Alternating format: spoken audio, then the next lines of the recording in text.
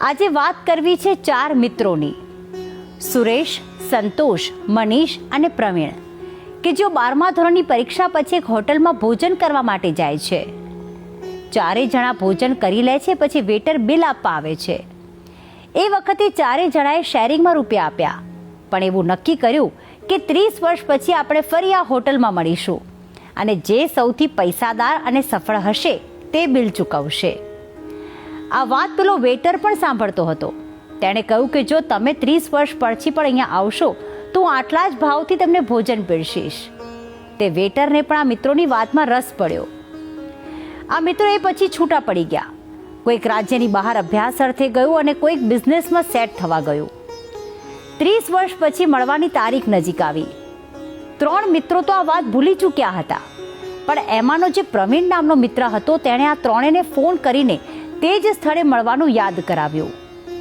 3 મિત્રો તો ખુશ થઈ ગયા, કારણ કે 30 વર્ષો પછી તે ફરીથી મળી રહ્યા હતા.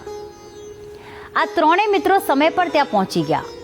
હવે તે હોટેલ એક વિશાળ અને ભવ્ય 5 સ્ટાર હોટલ બની ચૂકી હતી. તે વેટર તે હોટેલ ખરીદી લીધી હતી અને તે માલિક હતો. બધા વાતો કરવા લાગ્યા, પણ પ્રવીણ હજી પણ નહોતો આવ્યો.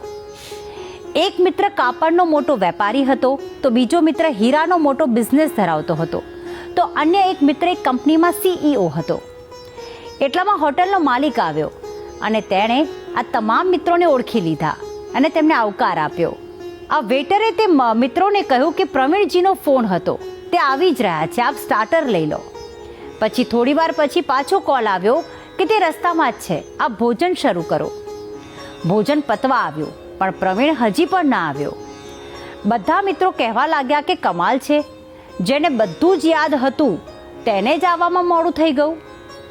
3 મિત્રોએ ઘણી રાહ જોઈ અને પછી બિલ મંગાવ્યું.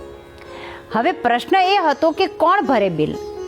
એટલામાં માલિકે કહ્યું કે બિલ તો ભરાઈ ચૂક્યું છે, પ્રવીણ સરે ઓનલાઈન ભરી દીધું.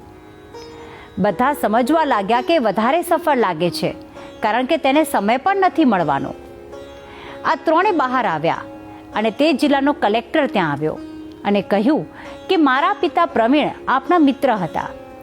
1 મહિના પૂર્વે કેન્સરના કારણે તેમનું મૃત્યુ થયું, પણ મૃત્યુ પહેલા તે આ ભોજન પ્લાન કરીને ગયા હતા. મેં જ તમને કોલ કર્યા હતા.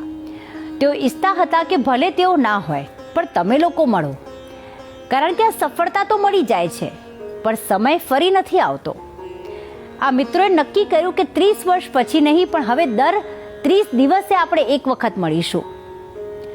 આ વાત એ શીખ આપે છે કે ઘણી વખત સફળ થવાની ઘેલછામાં આપણે મિત્રો અને સંબંધીઓ સાથે મુલાકાત કરી શકતા નથી, અને જેથી સંબંધોમાં કડવાશ આવી જતી હોય છે.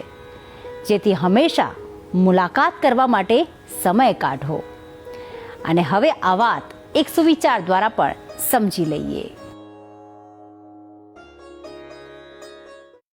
આજનો સુવિચાર: સંબંધો એમ જ વાતો કે વાયદા કરવાથી નથી ચાલતા, તેમાં લાગણી અને સમય આપવો પડે છે.